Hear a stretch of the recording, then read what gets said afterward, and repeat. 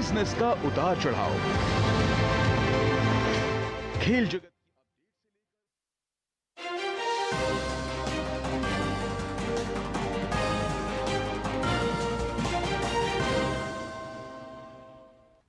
नमस्कार, स्वागत है आपका डीडी न्यूज पर। मैं हूं रेशमा आपके साथ। आइए नजर डालते हैं इस वक्त की हेडलाइंस पर।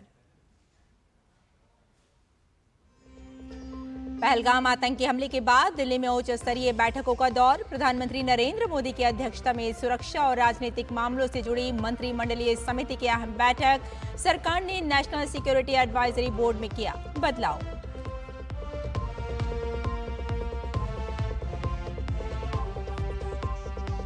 पाकिस्तान ने नौशेरा, सुंदरबनी और अखनूर में लगातार छठे दिन किया सीजफायर का उल्लंघन। भारतीय सेना ने दिया मुंह तोड़ जवाब।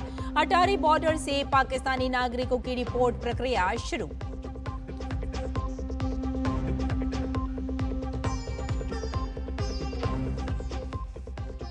अवैध निर्माण और घुसपैठ के खिलाफ सरकार का एक्शन। बहराइच में 12 से अधिक मदरसों की जांच के बाद 5 सील, 6 को चेतावनी। गुजरात में अहमदाबाद के चंडोल तालाब इलाके के बाद आज जूनागढ़ में भी हटाए गए 59 अवैध निर्माण।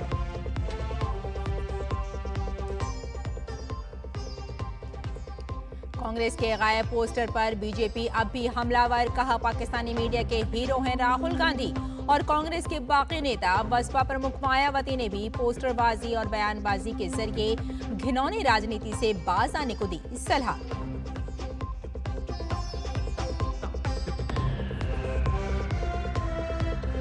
और नई मुसीबतों में घिरे आम आदमी पार्टी के नेता मनीष सिसोदिया और सत्येंद्र जैन। दिल्ली के सरकारी स्कूलों के निर्माण में 2000 करोड़ रुपए के भ्रष्टाचार मामले में भ्रष्टाचार निरोधक शाखा एसीबी ने दर्ज किया मुकदमा।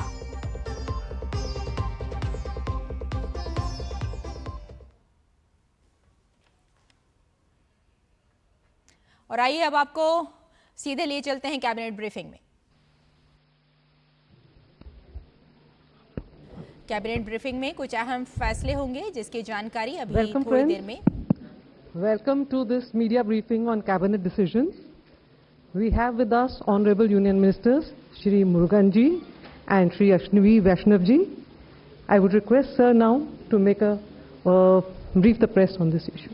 Thank you. धन्यवाद साथियों, आज हमारे प्रधानमंत्री श्री नरेंद्र मोदी जी के नेतृत्व में कैबिनेट में कई महत्वपूर्ण फैसले हुए हैं, आपके सामने रखूंगा अभी। सबसे पहला जो एक इम्पॉर्टेंट फैसला हुआ है, सिलचर से शिलोंग, शिलोंग से सिलचर, हमारे नॉर्थ ईस्टर्न सेक्टर में एक बहुत बड़ा project high speed corridor highway का मेघालय और आसाम को जोड़ता हुआ वो अप्रूव हुआ है। बहुत बड़ा प्रोजेक्ट है। 22,864 करोड़ रुपीस का इसका एस्टिमेटेड कॉस्ट है। 166 किलोमीटर्स 4 लेन एक्सेस कंट्रोल्ड, बहुत इंपॉर्टेंट। अगर आप इसको मैप पे देखेंगे, आपको पिंक कलर का जो एग्जिस्टिंग हाईवे दिख रहा है, ये हाईवे, और कंपेयर करिए अब आप ब्राउन एंड रेड। यहाँ पे अगर आप कंपैरिजन करेंगे ब्राउन और रेड, ये red colour is from Shillong to Silchar. This will be the new highway which will basically provide a major connectivity to Tripura, Manipur and Mizoram, and this will become a major corridor for Northeast. 22,864 crore rupees का ये project है, बहुत बड़ा project है। This project will be constructed under hybrid annuity mode. There are 3 years of construction period and 15 years of operation period. Because of the Northeast terrain, 19 major bridges, 153 minor bridges, 326 culverts, 22 underpasses, 26 vehicle overpasses, and 34 viaducts amounting to about 9 kilometers. बहुत ही complex project है, and this will become a major lifeline for the entire Northeast. I'll come to the second decision. आप सब जानते हैं कि प्रधानमंत्री श्री नरेंद्र मोदी जी ने अपने कार्यकाल के आरंभ से ही किसानों के हित में बहुत फैसले लिए हैं, और जो ये ऐतिहासिक तीसरी टर्म है, इसमें तो मोदी जी ने एक के बाद एक किसानों के लाइवलीहुड को इंप्रूव करने के लिए हर तरह के अच्छे फैसले लिए हैं। आज एक बड़ा फैसला हुआ है, शुगर केन सीजन 2025, इस सीजन के लिए fair and remunerative price sugar cane का डिसाइड किया गया है। आप सब जानते हैं कि this is the benchmark price below which sugar factories cannot purchase. That means they have to purchase at this or above price. Actual calculation of FRP is done on the basis of variety of factors. CACCP is the CACP, Agriculture Cost and Prices Committee. That committee basically works out the costing, किसानों के बहुत सारे factors, cost of production को, margin को, reasonable margin रहना चाहिए, recovery rate कितनी है शुगर केन में, सब चीजों को ध्यान में रखते हुए ये फैसला लिया जाता है। आज निर्णय लिया गया है कि fair and remunerative price sugar cane का रहेगा 355 रुपीस पर क्विंटल, और इसके ऊपर 0.1% पे एक एडजस्टमेंट है और नीचे 0.1% होने पर एक रिकवरी, अगर 10.25% से कम होती है तो उसका एक एडजस्टमेंट है। बहुत ही साइंटिफिक फॉर्मूला है।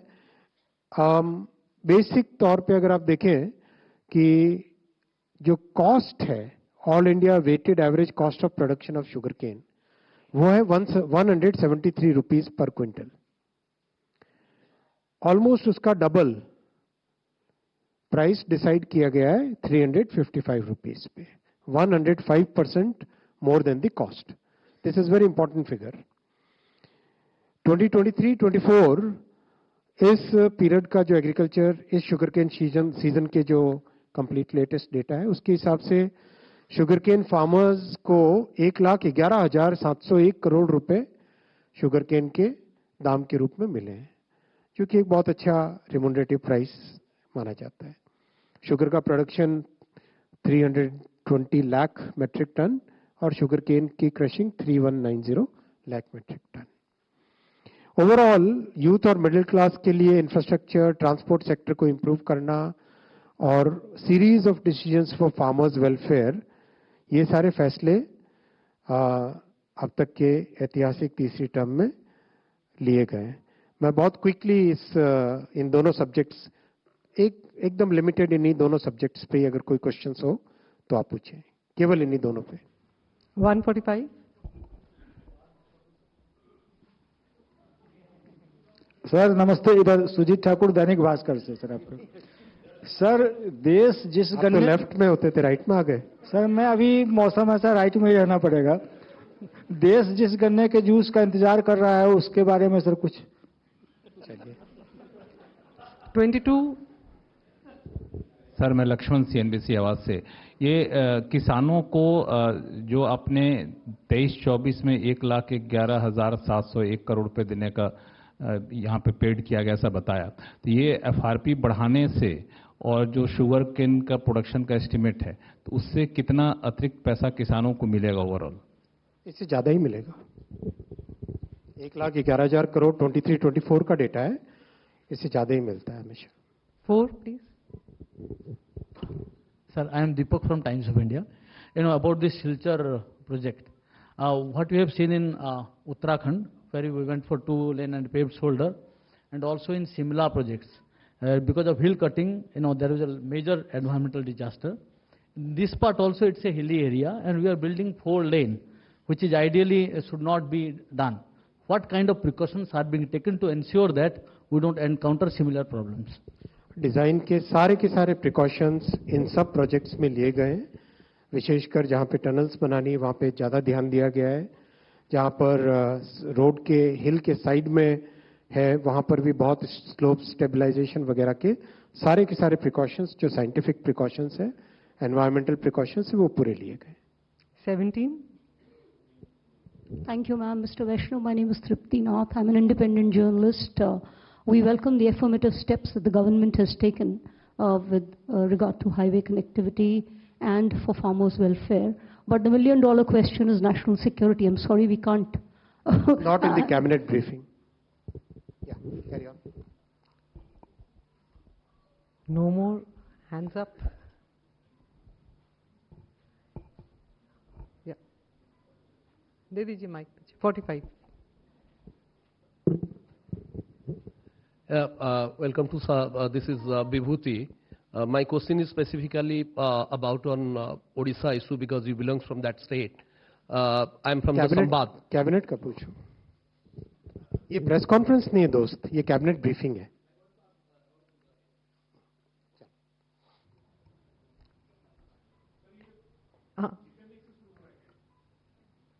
कंप्लीट हुआ? No, 9 number, please. So will you kindly enlighten us about the some decision taken at the meeting of CCPA? Complete हुए आपके इन दोनों पॉइंट्स पे questions? All right, thank you friends. Thank you, friends. I also wanted to share with you one more decision.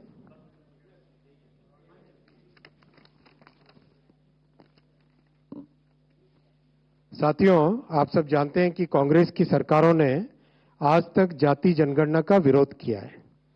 आजादी की बाद की सभी जनगणनाओं में जातियों की जनगणना नहीं की गई.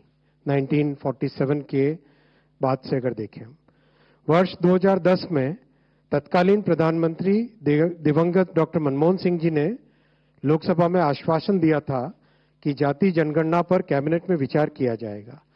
तत्पश्चात एक मंत्रिमंडल समूह का भी गठन किया गया था, ग्रुप ऑफ मिनिस्टर्स, जिसमें अधिकांश राजनीतिक दलों ने जाति आधारित जनगणना की संस्तुति की थी. इसके बावजूद कांग्रेस की सरकार ने जाति जनगणना के बजाय एक सर्वे कराना ही उचित समझा. उस सर्वे को सभी एसईसीसी के नाम से जानते हैं. इस सब के बावजूद कांग्रेस और इंडी गठबंधन के दलों ने जाति जनगणना के विषय को केवल अपने राजनीतिक लाभ के लिए उपयोग किया. जनगणना का विषय संविधान के अनुच्छेद 246 की केंद्रीय सूची की क्रम संख्या 69 पर अंकित है. यह केंद्र का विषय है. हालांकि कई राज्यों ने सर्वे के माध्यम से जातियों की जनगणना की है. जहां कुछ राज्यों ने यह काम सुचारू रूप से संपन्न किया है, वहीं कुछ अन्य राज्यों ने राजनीतिक दृष्टि से और गैर पारदर्शी ढंग से सर्वे किया है. इस प्रकार के सर्वे से समाज में भ्रांति फैली है. इन सभी स्थितियों को ध्यान में रखते हुए और यह सुनिश्चित करते हुए कि हमारा सामाजिक ताना बाना राजनीति के दबाव में न आए, जातियों की गणना एक सर्वे के स्थान पर मूल जनगणना में ही सम्मिलित होनी चाहिए. इससे यह सुनिश्चित होगा कि समाज आर्थिक और सामाजिक दृष्टि से मजबूत होगा और देश की प्रगति भी निर्बाध चलती रहेगी. आज दिनांक 30/4/2025 के दिन प्रधानमंत्री श्री नरेंद्र मोदी जी के नेतृत्व में राजनीतिक विषयों की कैबिनेट समिति ने यह निर्णय लिया है कि जातियों की गणना को आने वाली जनगणना में सम्मिलित किया जाए. यह इस बात को दर्शाता है कि वर्तमान सरकार देश और समाज के सर्वांगीण हितों और मूल्यों के लिए प्रतिबद्ध है. जैसे कि पहले भी जब समाज के गरीब वर्गों को 10% आरक्षण का प्रावधान किया गया, तब भी समाज के किसी घटक में तनाव उत्पन्न नहीं हुआ था. Friends, I will read this statement in English. Congress governments have always opposed caste census. Caste was not included in all the census operations conducted since independence. In 2010, then Prime Minister late Dr. Manmohan Singh ji had assured the Lok Sabha that the matter of caste census should be considered in the cabinet. A group of ministers was formed to consider this subject. Most of the political parties had recommended caste census. Despite this, Congress government decided to conduct only a survey of caste instead of a caste census. That survey is known as SECC. It is well understood that Congress and its India alliance partners have used caste census only as a political tool. As per Article 246 of the Constitution of India, the subject census is listed at 69 in the Union list in 7th schedule. According to Constitution of India, census is a union subject. Some states have conducted surveys. I'm repeating the word, surveys, to enumerate castes. Some states have done this well, while some others have conducted such surveys purely from a political angle in a non-transparent way. Such surveys have created doubts in the society. Considering all these facts and to ensure that a social fabric is not disturbed by politics, caste enumeration should be transparently included. I'm emphasizing the word transparently included in the census instead of surveys. This will strengthen the social and economic structure of our society while the nation continues to progress. Under the leadership of our Prime Minister Shri Narendra Modi ji, the Cabinet Committee of Political Affairs has decided today, that is 30th April 2025, that caste enumeration should be included in the forthcoming census. This demonstrates that a government is committed to the values and interests of a society and country. Like in the past, when a government had introduced 10% reservation for the economically weaker sections of the society without causing any stress in any section of the society. Thank you. Sir, can we take questions on this, sir? One second, Stu.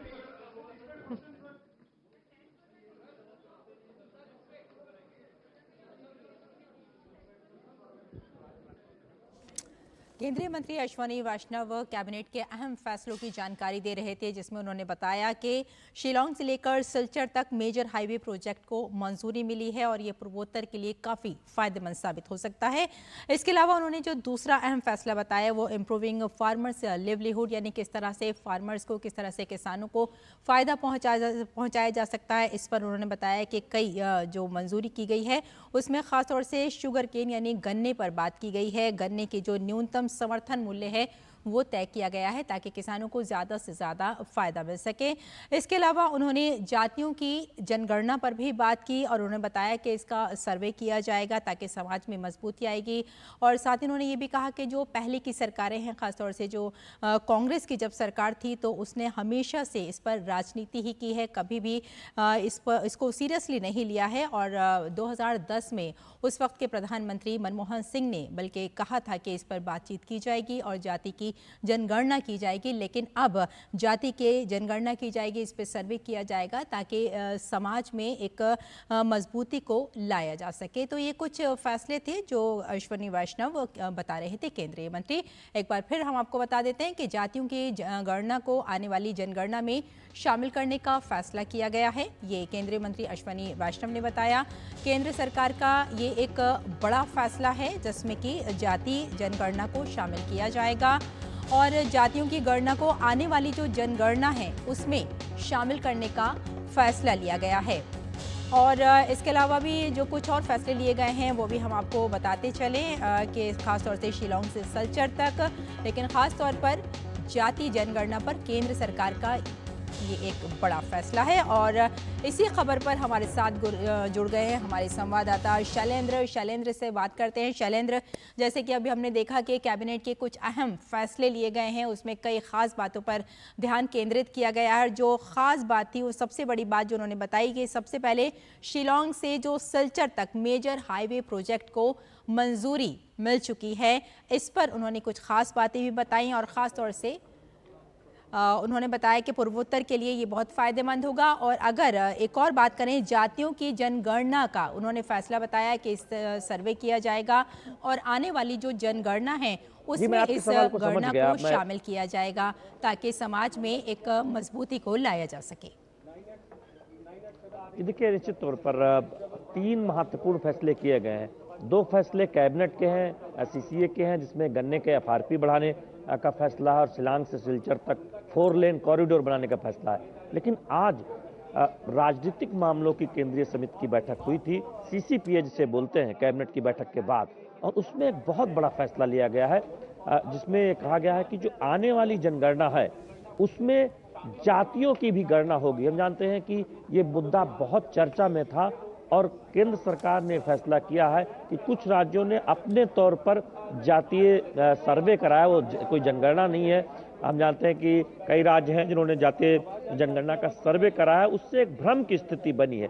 क्योंकि जाति जनगणना का जो विषय है वो केंद्र के एक तरह से देखें तो मसला है, और अब ये राजनीतिक मामलों की जो केंद्रीय समिति है प्रधानमंत्री नरेंद्र मोदी की अध्यक्षता में, जो जिसने आज दोपहर 12 बजे के करीब प्रधानमंत्री आवास पर उसकी बैठक हुई थी, और उसमें ये फैसला किया गया है कि जो आने वाली जनगणना है उसमें जातियों की भी जनगणना की जाएगी। और इस फैसले को बताते वक्त सूचना प्रसारण मंत्री अश्विनी वैष्णव ने साफ तौर पर कहा कि पिछले आप जब देखें, जब जनगणना कई बार हुई तो कांग्रेस की सरकारों ने कभी भी जाति जनगणना नहीं कराई, और कांग्रेस की पर एक तरह से उन्होंने ये आरोप लगाते हुए कहा कि सिवाय राजनीति करने के अलावा उन्होंने कोई काम नहीं किया इस मुद्दे पर। बिल्कुल शैलेंद्र, और इस वक्त हमारे संवाददाता ऋषि भी न्यूज रूम से हमारे साथ जुड़ गए हैं, उनसे भी बात कर लेते हैं। ऋषि, जिस तरह से अभी हमने देखा कि कैबिनेट का एक अहम फैसला, जातियों की जनगणना अब की जाएगी आने वाली जनगणना में, कितना बड़ा फैसला मानेंगे आप इसको? देखिए, ये बहुत बड़ा ऐतिहासिक फैसला कहा जाएगा, क्योंकि ये न सिर्फ राजनीतिक मुद्दा था बल्कि एक सामाजिक सच्चाई को उजागर करने की दिशा में एक बहुत बड़ा कदम माना जाएगा। क्योंकि अब तक हमने देखा था कि जातीय आधार पर जो भी व्यवस्थाएं की गई थी वो ब्रिटिश पीरियड में जो जातीय जनगणना एक तरीके से हुई थी, जो जाति आंकड़े थे 1931 के आधार पर, जो अनुसूचित जाति, जनजाति या अन्य जातियों के जो आंकड़े आया करते थे वो टेंटेटिवली उसी आधार पर जोड़कर आगे दर्शाए जाते थे और एक कैलकुलेशन के आधार पर आगे बढ़ा जाता था। आज के समय में ये लंबे समय से ये मांग चली आ रही थी कि जातीय आधार पर जनगणना हो। हम जानते हैं कि कोविड की वजह से जनगणना में रुकावट आई, वो काम आगे नहीं बढ़ पाया, और जनगणना कराना हमारा जो सरकार का जो एक बड़ा काम रहा है हर प्रत्येक 10 वर्ष के बाद। तो अब जनगणना की ओर हमें बढ़ना है, क्योंकि हम अपने आंकड़ों को दुरुस्त करना चाहते हैं, और लगातार जिस तरीके से हम देख रहे हैं कि देश की आबादी में जो इजाफा हो रहा है उसके आंकड़े सही हों, और कौन किस तरीके से अपनी जीविका जी रहा है, उसकी आर्थिक स्थिति क्या है, इसका जातीय आधार पर अगर वर्गीकरण होगा तो सरकार को नीतियां बनाने में और देश को विकास की मुख्य धारा में सभी को लाने में एक बहुत बड़ी सहूलियत होगी।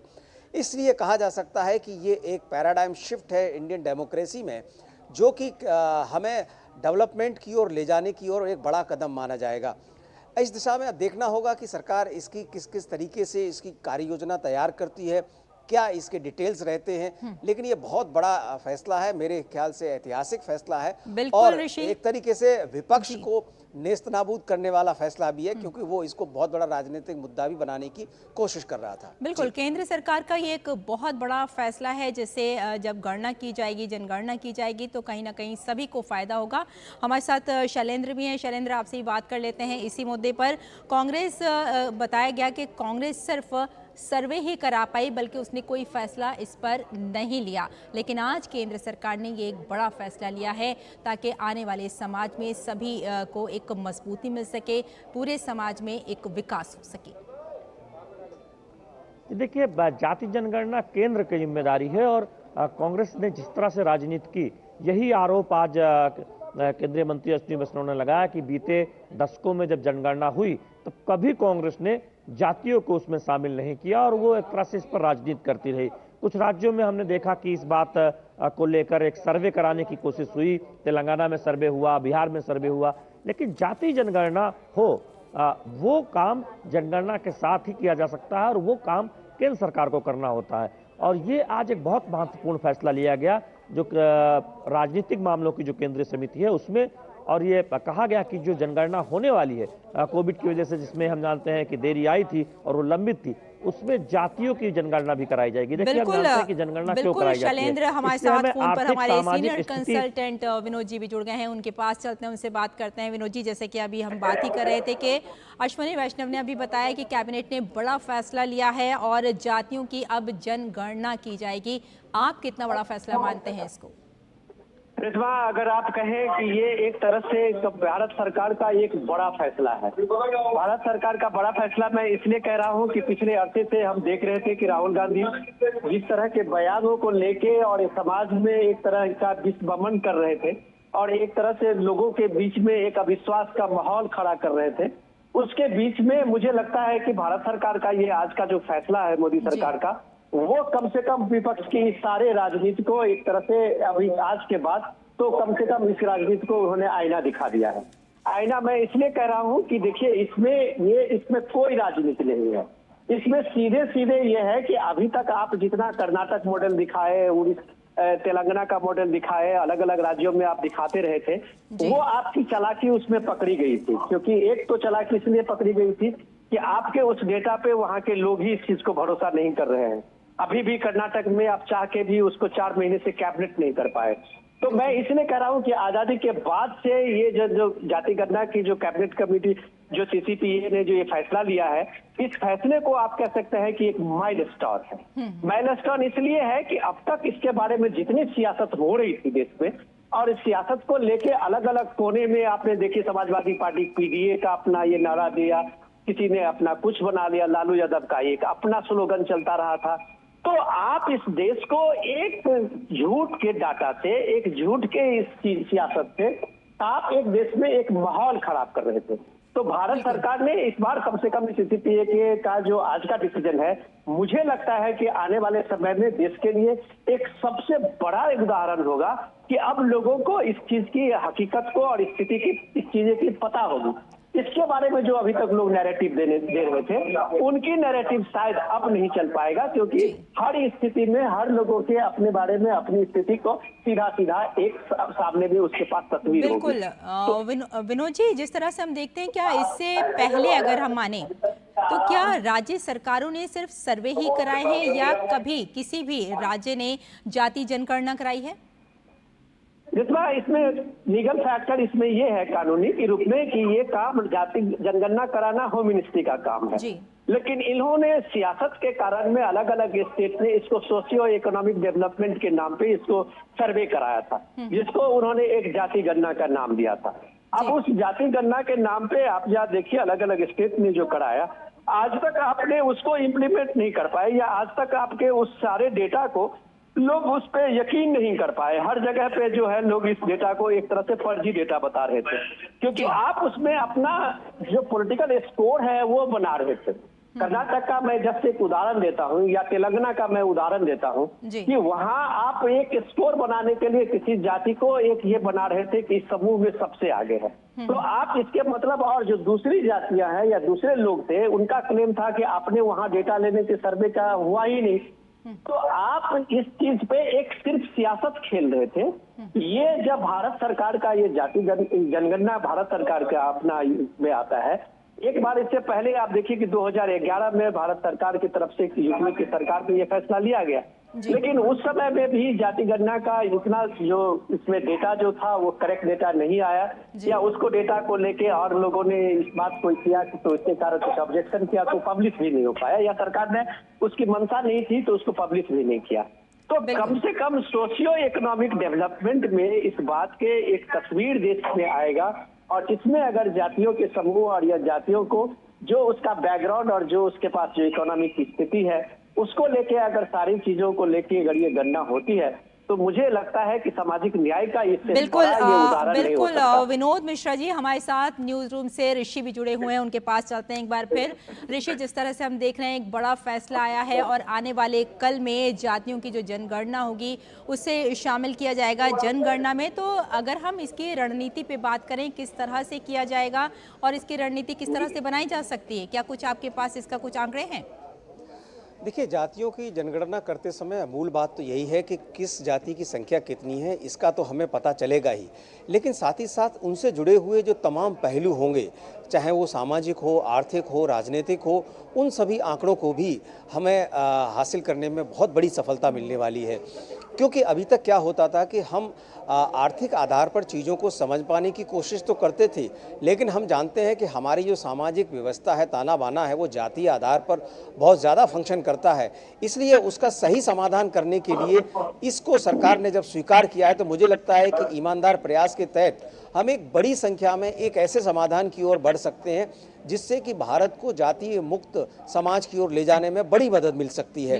क्योंकि जब हम सामाजिक समरसता को आगे बढ़ाएंगे, जब जातियों का आकलन हो जाएगा, उस हिसाब से समाधान हो जाएगा, तो उनकी ज़रूरत ही नहीं होगी। तो ऐसे में ये बहुत बड़ा कदम माना जाएगा, क्योंकि अगर हम देखें तो 1931 में पहली जो जनगणना जातीयता को गिनने वाली हुई थी ब्रिटिश पीरियड में, उसमें ब्रिटिशर्स ने भी इस बात को स्वीकार किया था कि हमें समाज के सभी वर्गों को रेखांकित करने के लिए, वर्गीकृत करने के लिए हमें जातियों को सम्मिलित करना चाहिए।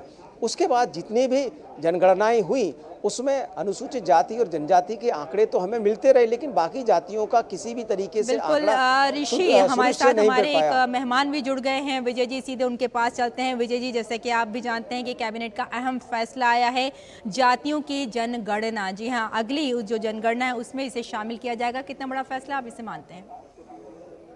बहुत महत्वपूर्ण फैसला है, बड़ा फैसला है, राजनीतिक तौर पर भी और सामाजिक आर्थिक तौर पर भी।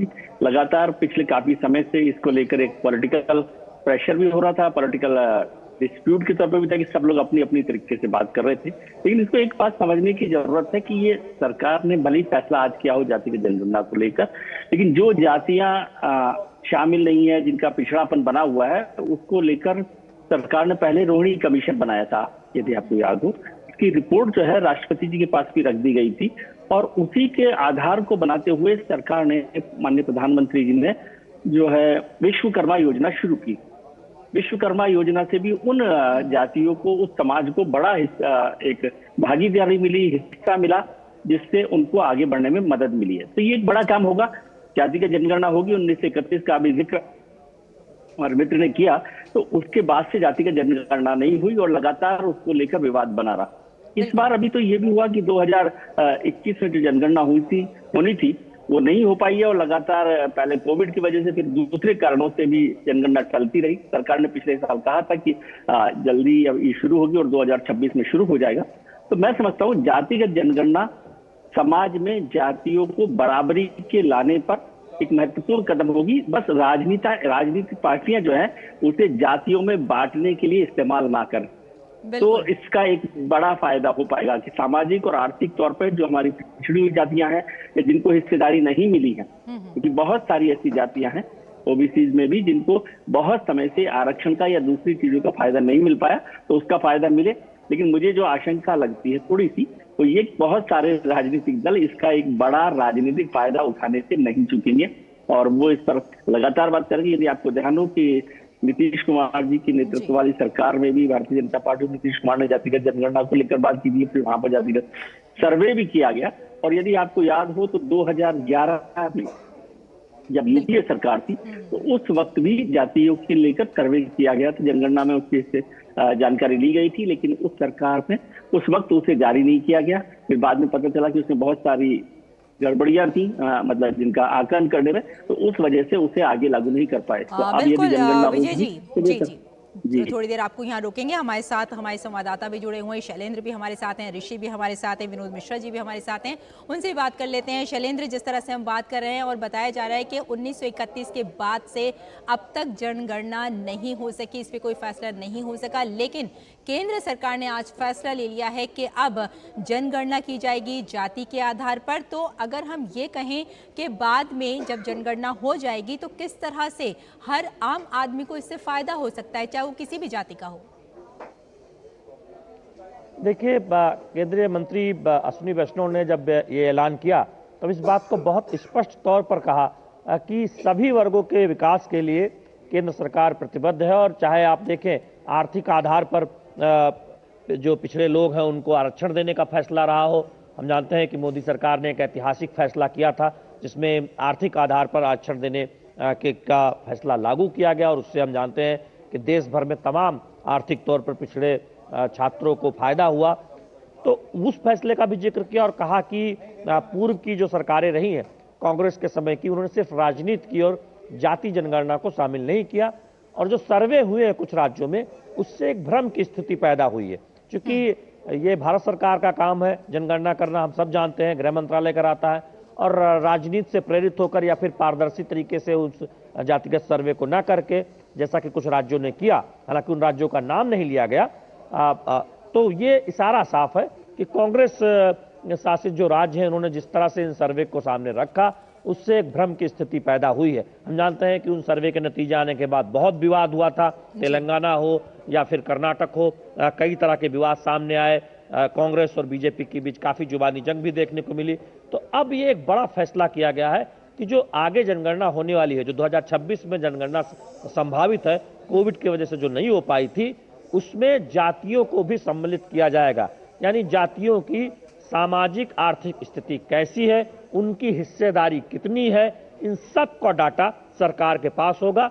इसका फायदा यह होगा कि योजनाएं बनाते वक्त, जन कल्याण की योजनाएं या तमाम नीतियां बनाते वक्त सरकार के पास जातिवार सामाजिक और आर्थिक डाटा रहेगा। तो एक बहुत बड़ा क्रांतिकारी फैसला है, इसे हम एक क्रांतिकारी फैसला कह सकते हैं। देश की आजादी के बाद पहली बार केंद्र सरकार ने इस तरह का एक फैसला किया है। 2011 में एक आधी अधूरी कोशिश हुई थी, लेकिन उसकी मंशा बहुत पर सवाल उठे थे और उसमें त्रुटियों की बात सामने आई थी। अब पहली बार ऐसा होने जा रहा है कि जातियों को सम्मिलित किया जाएगा जाति जनगणना में, और ये ऐतिहासिक और क्रांतिकारी फैसला है जिसके इसके बहुत दूरगामी नतीजे होने वाले हैं, सकारात्मक नतीजे होने वाले हैं देश के विकास के लिए, देश को आगे ले जाने के लिए। बिल्कुल, आप हमारे साथ बने रहिए। फिलहाल आपको एक बार फिर से आइए सुन लेते हैं केंद्रीय मंत्री अश्विनी वैष्णव ने जातीय जनगणना को लेकर क्या जानकारी दी थी। कांग्रेस और इंडी गठबंधन के दलों ने जाति जनगणना के विषय को केवल अपने राजनीतिक लाभ के लिए उपयोग किया। जनगणना का विषय संविधान के अनुच्छेद 246 की केंद्रीय सूची की क्रम संख्या 69 पर अंकित है। यह केंद्र का विषय है। हालांकि कई राज्यों ने सर्वे के माध्यम से जातियों की जनगणना की है। जहां कुछ राज्यों ने यह काम सुचारू रूप से संपन्न किया है, वहीं कुछ अन्य राज्यों ने राजनीतिक दृष्टि से और गैर पारदर्शी ढंग से सर्वे किया है। इस प्रकार के सर्वे से समाज में भ्रांति फैली है। इन सभी स्थितियों को ध्यान में रखते हुए और यह सुनिश्चित करते हुए कि हमारा सामाजिक ताना बाना राजनीति के दबाव में न आए, जातियों की गणना एक सर्वे के स्थान पर मूल जनगणना में ही सम्मिलित होनी चाहिए।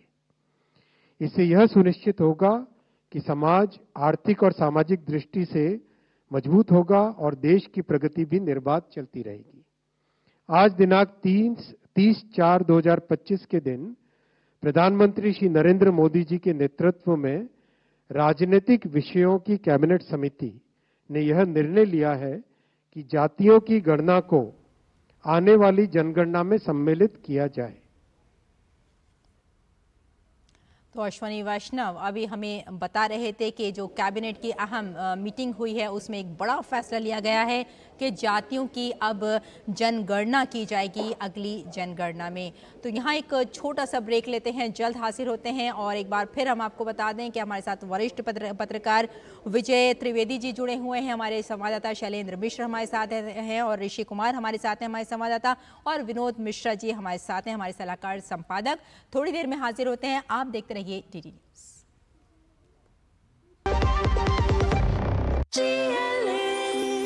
जो लक्ष्य चुना था समझ आने लगा है। GLA यूनिवर्सिटी, उच्च लक्ष्य की निश्चित प्राप्ति। जब धरती चीर कर निकलता है लोहे का पत्थर और मिलता है मोंगिया के जोश से, फिर तपता है, पिघलता है और बनता है फौलाद। अब होता है सरिया सारी खूबियों के साथ। मोंगिया स्टील, मजबूत देश का मजबूत सरिया। एक बार फिर आपका स्वागत है। और जैसे कि आप जानते ही हैं कि केंद्रीय मंत्री अश्विनी वैष्णव बता रहे थे कि किस तरह से कैबिनेट के फैसले लिए गए, और खास फैसला, जो सबसे बड़ा फैसला, ऐतिहासिक फैसला, जातियों की जनगणना, जो अब तक सिर्फ सर्वे ही होता रहा है। लेकिन आज केंद्रीय मंत्री अश्विनी वैष्णव बता रहे थे कि केंद्र ने फैसला लिया है कि अब बहुत जल्दी अगले ही जनगणना में इसे शामिल किया जाएगा, यानी जातियों की जनगणना की जाएगी। और हमारे साथ हमारे वरिष्ठ पत्रकार विजय त्रिवेदी भी जुड़े हुए हैं, उनसे सीधे उनके पास चलते हैं। विजय जी, आपके पास आएंगे। एक बड़ा फैसला आज का, कितना महत्वपूर्ण? रेशमा जी, इसको जातिगत जनगणना, जातीय जनगणना से जोड़ें। उससे पहले मैं एक और चीज जोड़ना चाहता हूँ कि इस वक्त देश जो है, जो पहलगाम की जो घटना हुई कश्मीर में, और उसके बाद जिस तरह का माहौल बना हुआ है, सीसीएस की बैठक लगातार प्रधानमंत्री ने की है, जो हमारे सीडीएस हैं और रक्षा मंत्री हैं उनके साथ बैठक की, केंद्र की अलग अलग बैठकें हुई हैं। उस समय जब देश ये समझ रहा है और दुनिया समझ रही है कि एक बड़े राजनीतिक फैसले की तरफ सरकार जाने वाली है, उस समय ये फैसला ये भी दिखाता है कि ये सरकार कितनी विश्वस्त है आने वाले संकट का सामना करने की।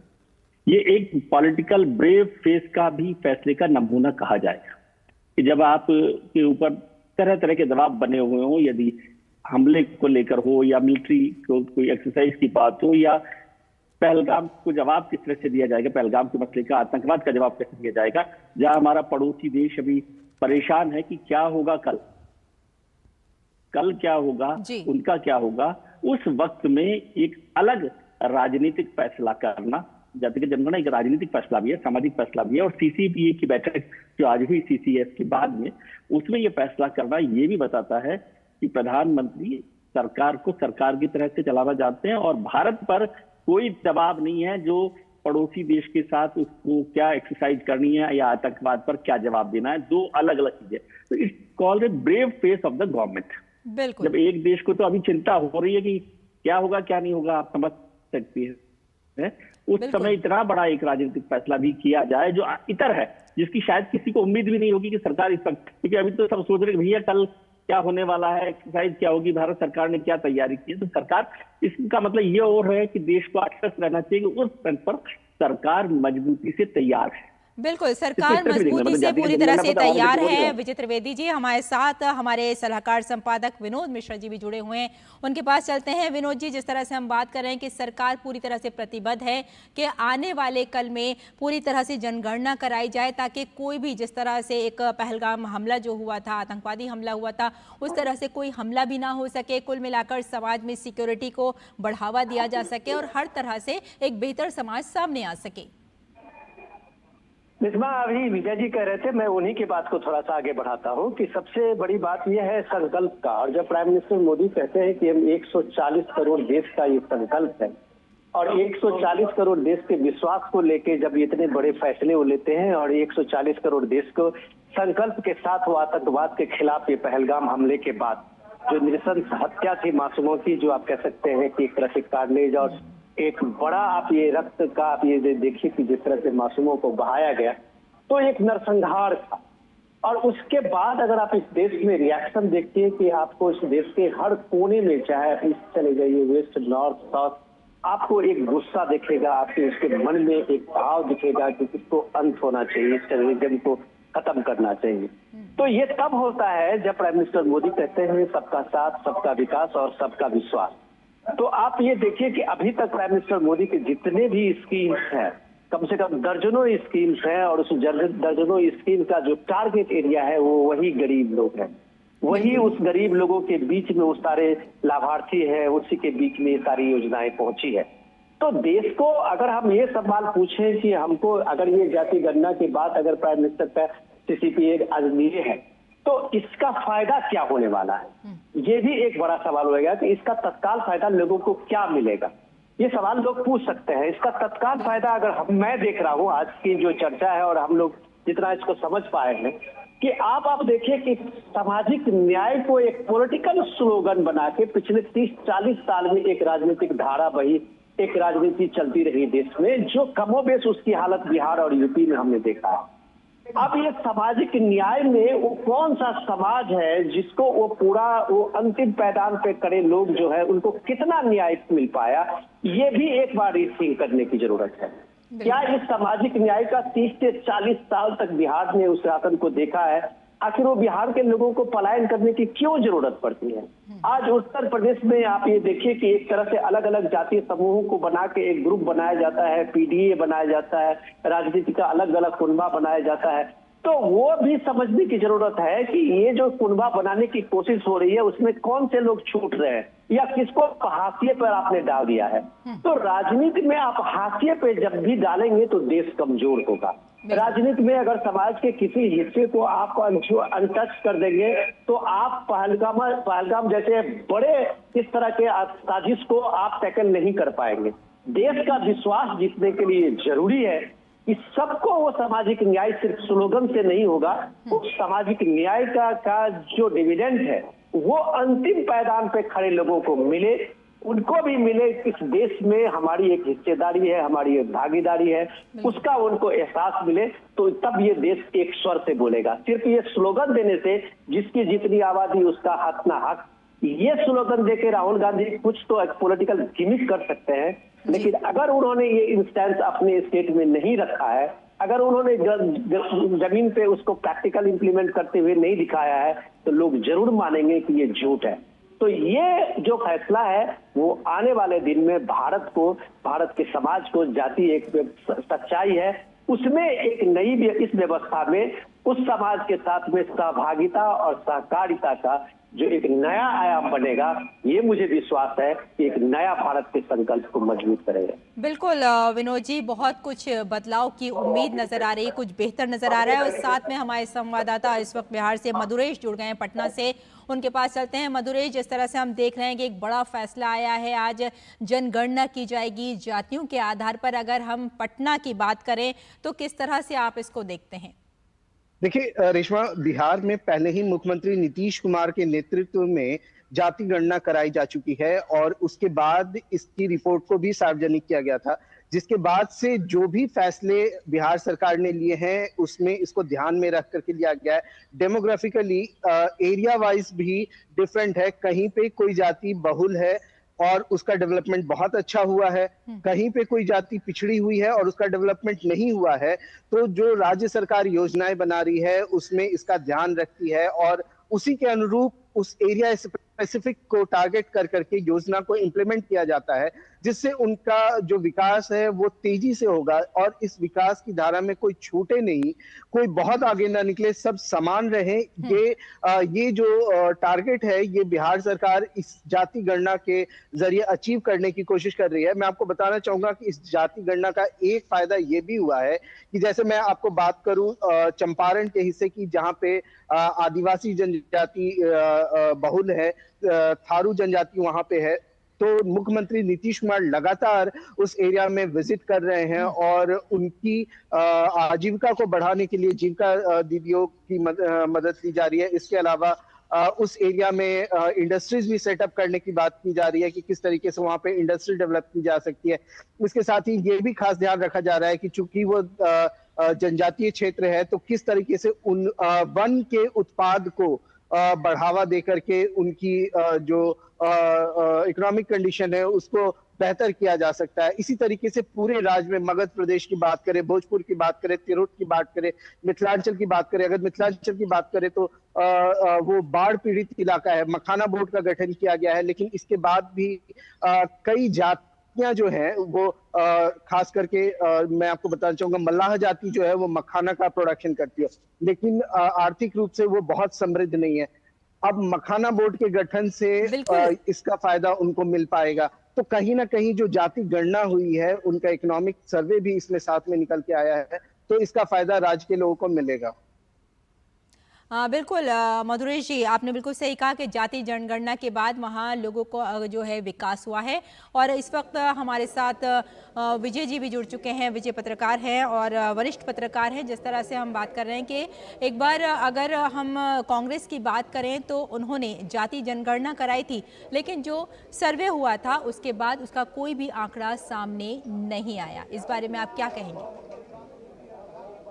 रेशमा जी, जिसका जिक्र हमने किया कि 2011 में यूपी सरकार ने ये किया था, लेकिन उससे पहले एक कॉन्टेक्स्ट को समझने की जरूरत है कि वो क्यों नहीं हुआ और क्यों हो पाया। उसकी बात समझिए, आप जाएंगे 6 सितंबर 1990 को।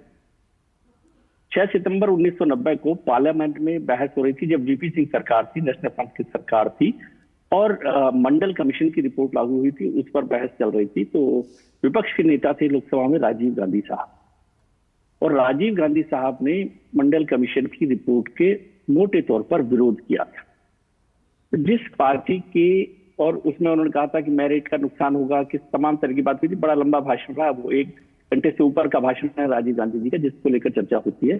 तो जो पार्टी मूलतः ये मंडल कमीशन की रिपोर्ट की बात है, उसका विरोध कर रही थी राजीव गांधी जी के नेतृत्व में, उस सरकार ने वहां तक आकर आज भी वो मोटे तौर पर उस जातिगत जनगणना या जातियों को लेकर किस तरह का व्यवहार करती है, इसको ध्यान रखना। फिर 2011 की बात करें, 2011 में जब यूपीए सरकार थी मनमोहन सिंह जी के नेतृत्व में, तब इस सरकार ने ये फैसला किया जातिगत जनगणना कराने का, और उसमें जातियों को शामिल किया गया जनगणना में। लेकिन मैं याद दिलाऊं आपको कि उस समय की कैबिनेट मंत्री ने, प्रणब मुखर्जी थे, उन्होंने विरोध किया था सरकार का कि इसमें जनगणना में जाति शब्द को शामिल नहीं किया जाए। ये दूसरा तथ्य मैं आपको जानकारी के तौर पर दे रहा हूं। फिर तीसरा ये कि जो पूरी रिपोर्ट आई उसको लागू करने में, इम्प्लीमेंट करने में यूपीए सरकार विफल रही, और एक कारण दिया गया कि वो, जैसे बताया अभी हमारे मित्र ने भी, कि त्रुटियां रही और वो लागू नहीं हो पाई।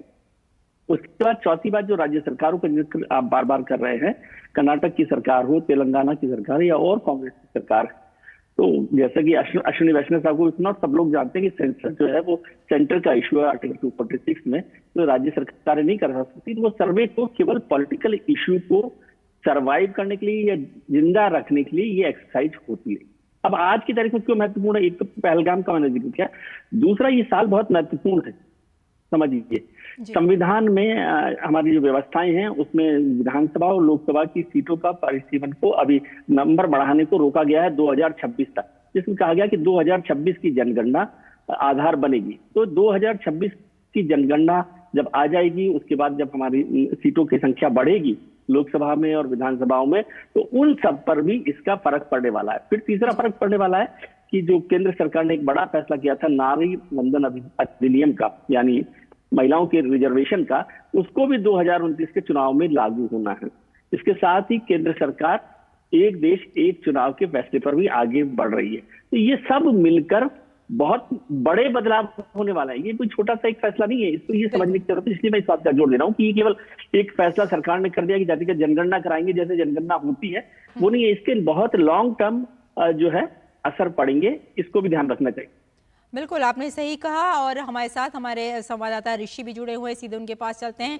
ऋषि, जिस तरह से हमें मधुरेश ने भी बताया कि पटना में या फिर बिहार में जब पूरी तरह से जनगणना की गई थी तो वहाँ लोगों का काफ़ी विकास हुआ था। वहीं अगर हम और राज्यों की बात करें तो किस तरह से वहाँ विकास होगा? देखिए, निश्चित तौर से ये जातीय जनगणना का जो फैसला है कैबिनेट के द्वारा, इस फैसले को हम इस आधार पर और भी आगे देख सकते हैं कि इसके, जैसे विजय जी बता रहे थे, कि इसके क्या क्या दूरगामी प्रभाव होंगे और किस तरीके से सकारात्मक रूप से देश को आगे ले जाने में इसका बड़ा योगदान हो सकता है। हम जानते हैं कि हमारी जो सामाजिक व्यवस्था में जातियों की भूमिका है, अगर उसको सही मायनों में उसको समाप्त करना है तो उसकी जो परेशानियां हैं, उसकी जो वजह है, उसको सही मायनों में उसका उपचार करना होगा। सबसे बड़ा जो फ़र्क आता है, जो भेदभाव का फ़र्क आता है, या जो इकोनॉमिक जो आर्थिक असमानता का फ़र्क आता है, सामाजिक दुराव का मसला आता है, तो इन सब चीज़ों को जब जातीय आधार पर हम उसका एक प्रॉपर कह सकते हैं ट्रीटमेंट करेंगे तो उसका हम उस ओर बढ़ सकते हैं जिसमें भारतीय समाज में जो समरसता है वो लाने में एक बड़ी कामयाबी मिल सकती है। और इसी दिशा में इसको एक बड़ा महत्वपूर्ण फैसला माना जा सकता है। जब होगी तो उसके बाद एक बड़ी कामयाबी मिलेगी। और स्टूडियो में हमारे साथ विनोद मिश्रा जी मौजूद हैं, हमारे सलाहकार संपादक, उनसे बात करते हैं। विनोद जी, जिस तरह से हम बात कर ही रहे थे कि बहुत बड़ा फैसला है कैबिनेट का ये, और कहीं ना कहीं अगर देखा जाए तो जब जनगणना की जाएगी तो उसके बाद हर जाति को इसका फायदा मिलना शुरू हो जाएगा। क्या कहेंगे आप इस पर? रिश्मा, पहले मैं आपको एक ताज़ा खबर दे दूं कि राहुल गांधी भी 7 बजे इसको लेके प्रेस कॉन्फ्रेंस करने वाले हैं जी। तो जाहिर सी बात है कि कैबिनेट के इसके बड़े फैसले के बाद अब इसमें पॉलिटिकल ये शुरू होगा कि अपनी अपनी उसमें ये बताने की कोशिश की होगी कि अपना एजेंडा है। राहुल गांधी इस बात को ज़रूर कहेंगे कि इसमें हमने प्रेशराइज किया था। ऐसे और पॉलिटिकल पार्टी है जो इसका क्रेडिट लेने की, आप कह सकते हैं, एक तरह से होड़ मचेगी थोड़ी देर के बाद जी। लेकिन समझने की ज़रूरत ये है कि ये सरकार का जो कोई भी फैसला है, अगर ये पॉलिटिकल प्रेशर का ये अगर ये फैसला होता तो मुझे लगता है 2024 के इलेक्शन में जाने से पहले प्राइम मिनिस्टर मोदी इसका फैसला करके जाते, लेकिन उन्होंने ऐसा नहीं किया। ये वजह जानने की ज़रूरत है। और उसको लेके अगर उनको कुछ नुकसान भी हुआ, ये बात भी लोग जानते हैं कि जिस तरह से राहुल गांधी का एक अभियान था और उसको लेके उन्होंने अपने अपने अलग स्टेट के जाति गणना और ये सब का ये सूत्र बनाया था, ये भी लोगों ने देखा। उसका क्या प्रभाव पड़ा इसकी समीक्षा तो हम लोग नहीं कर सकते, या कम से कम मैं तो इसके में अभी काबिल नहीं हूँ, विजय जी ज़्यादा बेहतर बताएंगे।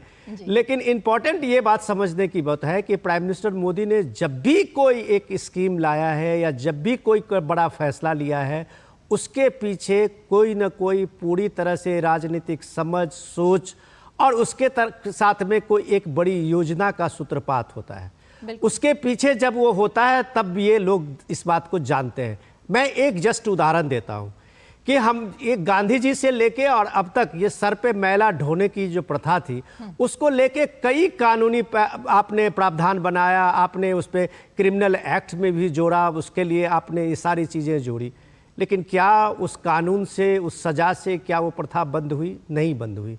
वो प्रथा कैसे बंद हुई, ये समझने की ज़रूरत है कि एक पूरे कम्युनिटी का, जिसको आपने उसका पेशा बना दिया था सर पे मैला ढोने का, जो समाज में सबसे नीचे तबके की जाति में आ गई थी, आज वो कोई जाति जो भारत की परंपरा में, व्यवस्था में, मौजूदा दौर में सामने में है या अंग्रेजों के समय में है, वो हमें समझने की ज़रूरत है कि इसका कितने क्लासिफिकेशन, वर्गीकरण किया गया है, सिर्फ काम को लेके किया गया है। सिर्फ जातियों की जो पहचान है वो समाज में उनके काम को लेके है, लेकिन उस काम के बदले में हमने उसको ऊंचा नीचा करते करते उसको एक लेडर में बांट दिया, सीढ़ियों में बांट दिया था।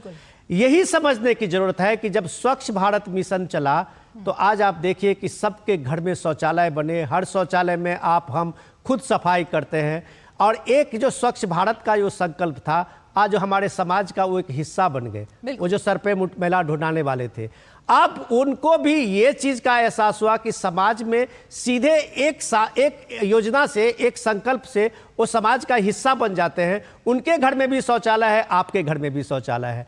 ये जब आपके मन में एक योजना होती है इसको लेके, तो एक जो सबसे बड़ा दूषित आपके सामाजिक व्यवस्था थी वो खत्म हो गई। इसी तरह से मैं कह रहा हूं कि इसके योजना के पीछे कोई ना कोई एक ठोस पीछे कुछ ना कुछ एक बड़ा कारण होगा, और मुझे लगता है कि आने वाले टाइम में लोगों को दिखेगा। जो इसका क्रेडिट लेना चाहें वो अपना क्रेडिट लेते रहे, लेकिन सवाल ये है कि समाज का, लोगों का मोदी से ये भरोसा जरूर है कि उसके पास कुछ रोड मैप है, और किसी रोड मैप को लेके ही पीएम मोदी ने सीसीपीए में इतना बड़ा डिसीजन लिया है। बिल्कुल, आने वाला कल ही बता पाएगा कि इसका जो आज जो बड़ा फैसला लिया गया है, किस तरह से इसमें विकास होगा लोगों का, और लोगों को ये तभी पता चल पाएगा जब वो जान पाएंगे कि जो ये जनगणना की गई है वो कितनी महत्वपूर्ण उनके लिए साबित हुई है। बहुत बहुत धन्यवाद विनोद मिश्रा जी, सलाहकार संपादक हमारे साथ जुड़ने के लिए, और इसके अलावा वरिष्ठ पत्रकार विजय त्रिवेदी जी हमारे साथ थे, मधुरेश हमारे संवाददाता हमारे साथ थे, और इसके अलावा हमारे साथ थे हमारे शैलेंद्र मिश्रा जो हमारे संवाददाता हैं, और ऋषि हमारे साथ थे, मधुरेश हमारे साथ थे। बहुत बहुत धन्यवाद इस पूरी जानकारी के लिए और इस पूरे पैनल डिस्कशन के लिए, बहुत बहुत धन्यवाद। तो ये था हमारा आज का कार्यक्रम, और बहुत महत्वपूर्ण फैसले लिए गए कैबिनेट की मीटिंग में। फिलहाल इतना ही, अनुमति दीजिए, नमस्कार।